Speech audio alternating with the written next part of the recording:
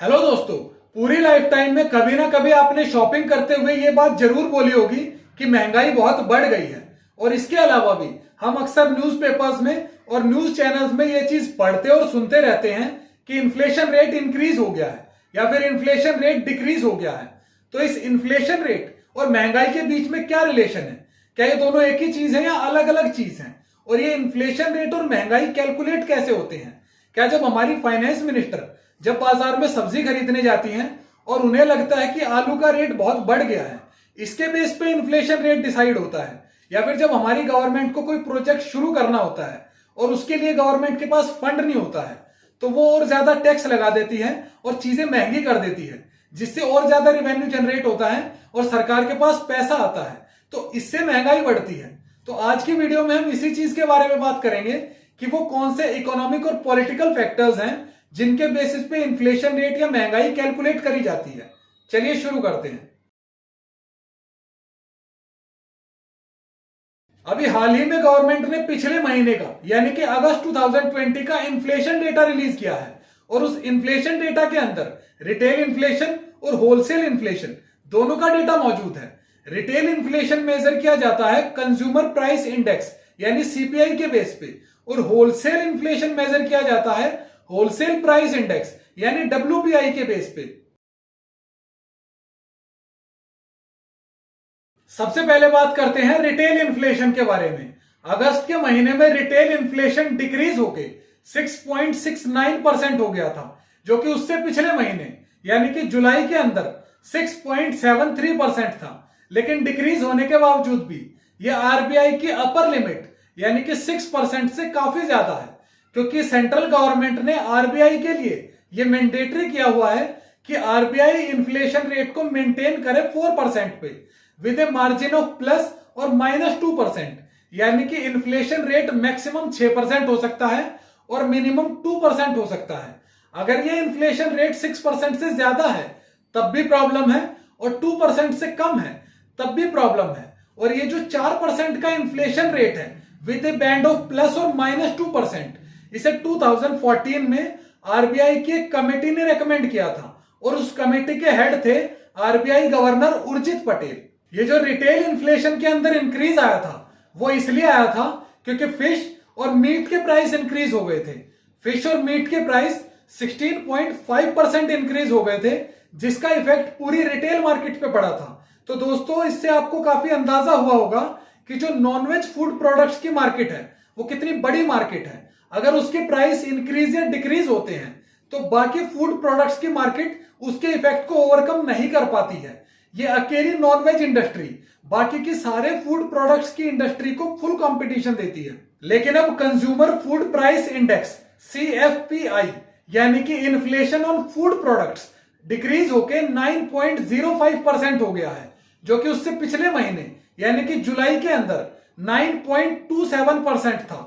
और ऐसा इसलिए हो रहा है क्योंकि फिश और मीट के प्राइस डिक्रीज होने शुरू हो गए हैं। अब बात करते हैं होलसेल इन्फ्लेशन के बारे में। होलसेल प्राइस बेस्ड इन्फ्लेशन अगस्त के अंदर 0.16% इंक्रीज हुआ है और ऐसा इसलिए हुआ है क्योंकि फूड आइटम्स और अदर मैन्युफैक्चर्ड प्रोडक्ट्स महंगे हो गए हैं। लेकिन पिछले कंटिन्यूअसली 4 महीने से यानी कि अप्रैल टू जुलाई तक इस डब्ल्यूपीआई के अंदर नेगेटिव ग्रोथ देखने को मिली थी, जो कि अप्रैल के अंदर -1.57% थी और मई के महीने के अंदर -3.37% थी और जून के अंदर -1.81% थी और जुलाई के अंदर -0.58% थी। यानी कि पिछले 4 महीने से ये नेगेटिव के अंदर ही चल रही थी और 4 महीने के बाद फाइनली अब अगस्त के अंदर आके इसने थोड़ी सी पॉजिटिव ग्रोथ दिखाई है। और जो फूड आर्टिकल्स के अंदर इन्फ्लेशन है उसके अंदर कोई चेंज नहीं आया है, वो जुलाई के महीने में भी इतना ही था और अगस्त में भी इतना ही है, यानी कि 3.84%। लेकिन इसके अलावा जो पावर और फ्यूल के अंदर इन्फ्लेशन है वो अगस्त के महीने में 9.68% गिर गया है। और दोस्तों, ये जो डिफरेंस है डब्ल्यूपीआई और सीपीआई का यानी होलसेल प्राइस इंडेक्स और कंज्यूमर प्राइस इंडेक्स, ये शो करता है सप्लाई साइड के इश्यूज को, और वो इश्यूज जो लॉकडाउन की वजह से क्रिएट हुए हैं। ये जो कंट्री वाइड लॉकडाउन लगाया गया था और जो रीजनल बेसिस पे लॉकडाउन लगाया गया था, और इसकी वजह से जो हमारी इकोनॉमी के ऊपर इंपैक्ट पड़ा था और उससे जो इश्यूज क्रिएट हुए थे सप्लाई साइड में, ये उनको शो करता है।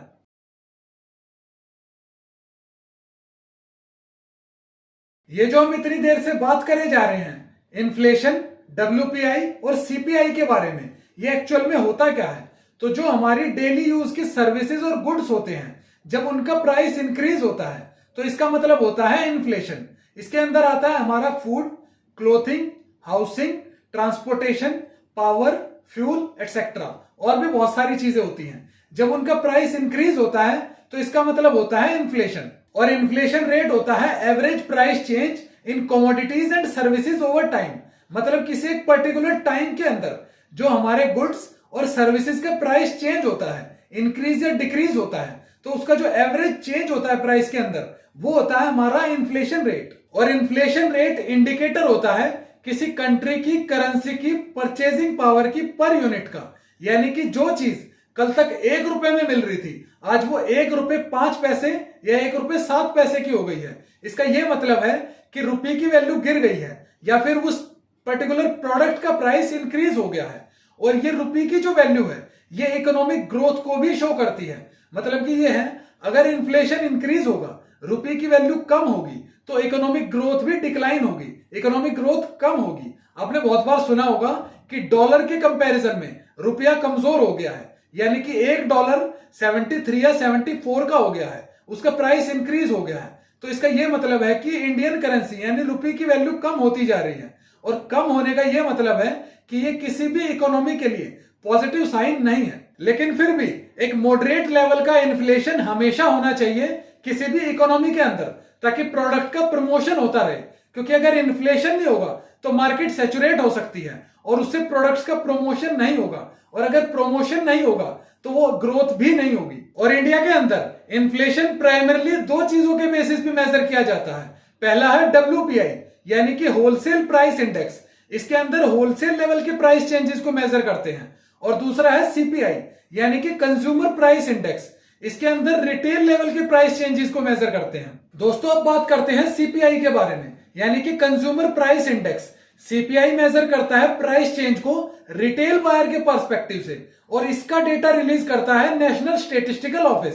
सीपीआई कैलकुलेट करता है उन प्रोडक्ट्स और सर्विसेज के प्राइस डिफरेंस को जिन्हें एक इंडियन कंज्यूमर अपने पर्सनल यूज के लिए बाय करता है, जैसे food, medical care, electronics, education, और इसके अलावा भी बहुत सारी चीजें हैं। सीपीआई कैलकुलेशन के बहुत सारे सब ग्रुप्स भी हैं, जिसके अंदर आता है food and beverages, fuel and light, housing and clothing, bedding and footwear. India के अंदर सीपीआई की 4 टाइप्स हैं, जिसके अंदर पहली है सीपीआई फॉर इंडस्ट्रियल वर्कर्स, दूसरी है सीपीआई फॉर एग्रीकल्चरल लेबरर्स, और तीसरी है सीपीआई फॉर रूरल लेबरर्स, और चौथी है CPI for rural, urban and combined. इनमें से पहली 3 को कंपाइल करता है labour bureau in ministry of labour and employment, और चौथी यानी कि CPI for rural, urban and combined, इसे कंपाइल करता है एनएसओ यानी कि national statistical office in ministry of statistics and programme implementation. और जो सीपीआई को कैलकुलेट करने के लिए बेस ईयर लिया जाता है वो है 2012। और इसके अलावा जो मॉनिटरी पॉलिसी कमेटी है वो भी सीपीआई के डेटा को ही यूज करती है इन्फ्लेशन को कंट्रोल करने के लिए। नेक्स्ट है डब्ल्यूपीआई यानी कि होलसेल प्राइस इंडेक्स। ये मेजर करता है उन प्रोडक्ट्स और सर्विसेज के प्राइस चेंज को जो होलसेल में बेचे जाते हैं एक बिजनेस से दूसरे बिजनेस को, और इसके डेटा को कंपाइल करता है office of economic adviser in ministry of commerce and industry. और इंडिया के अंदर WPI most widely used inflation indicator है। और डब्ल्यूपीआई का एक ही ड्रॉबैक है, और वो ये है कि जनरल पब्लिक होलसेल प्राइसेस पे प्रोडक्ट नहीं खरीदती है, और इसी वजह से जो जनरल पब्लिक की परचेजिंग है वो डब्ल्यूपीआई के अंदर कंसीडर नहीं की जाती है। और जो ऑल इंडिया डब्ल्यूपीआई का बेस ईयर है उसे 2004-05 से चेंज करके 2011-12 कर दिया गया था 2017 के अंदर। डब्ल्यूपीआई ट्रैक करता है इन्फ्लेशन को प्रोड्यूसर लेवल पे, लेकिन सीपीआई ट्रैक करता है प्राइस चेंज को कंज्यूमर लेवल पे।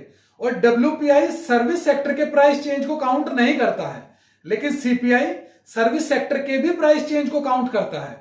और अप्रैल 2014 के अंदर आरबीआई ने सीपीआई को अडॉप्ट करा था as a key feature to measure the inflation. वो सिर्फ सीपीआई के ही डेटा को काउंट करेंगे इन्फ्लेशन रेट को मेजर करने के लिए। तो दोस्तों ये कुछ फैक्टर्स थे जिनके बेस पे महंगाई और इन्फ्लेशन रेट को कैलकुलेट किया जाता है। सिर्फ प्रोडक्ट के प्राइस इंक्रीज होने से इन्फ्लेशन रेट इंक्रीज नहीं होता है, क्योंकि इन्फ्लेशन कैलकुलेशन के टाइम पे हम सर्विसेज को भी कंसीडर करते हैं। प्रोडक्ट का प्राइस तो कभी कभी उन सिनेरियो में भी इंक्रीज हो जाता है जब प्रोडक्शन कम होता है और डिमांड ज्यादा होती है, लेकिन इसका ये बिल्कुल भी मतलब नहीं है कि इससे इन्फ्लेशन रेट भी इंक्रीज होगा। पर मेन क्वेश्चन क्या है, वो ये है कि इन्फ्लेशन रेट को कम करने के लिए गवर्नमेंट क्या कर रही है, और इसका जवाब ये है कि हमारी गवर्नमेंट कुछ नहीं कर रही है। गवर्नमेंट सिर्फ टैक्सेस बढ़ाई जा रही है, जॉब्स कम कर रही है और ईज ऑफ डूइंग बिजनेस पे बिल्कुल भी ध्यान नहीं दे रही है। जबकि गवर्नमेंट को यह करना चाहिए कि ईज ऑफ डूइंग बिजनेस को बढ़ावा दे, जॉब्स क्रिएट करे, करियर अपॉर्चुनिटीज बढ़ाए और लोगों को सस्ते रेट पे लोन प्रोवाइड करे ताकि लोगों का बिजनेस इजीली ग्रो हो सके। और दोस्तों आप अपने ओपिनियन को कमेंट सेक्शन में जरूर शेयर करें कि गवर्नमेंट को और क्या स्टेप लेने चाहिए और पब्लिक को क्या करना चाहिए ताकि इन्फ्लेशन रेट कम हो और महंगाई भी कम हो और लोगों की लाइफ थोड़ी आसान हो, लोगों के पास पैसा बचे। उम्मीद है दोस्तों आपको वीडियो पसंद आई होगी। आप वीडियो को लाइक कीजिए, अपने दोस्तों के साथ शेयर कीजिए और अपने ओपिनियन को कमेंट सेक्शन में जरूर शेयर करें। और अगर अभी तक आपने चैनल को सब्सक्राइब नहीं किया है तो चैनल को सब्सक्राइब करके बेल आइकन जरूर दबाएं ताकि आपसे कोई भी अपडेट मिस ना हो।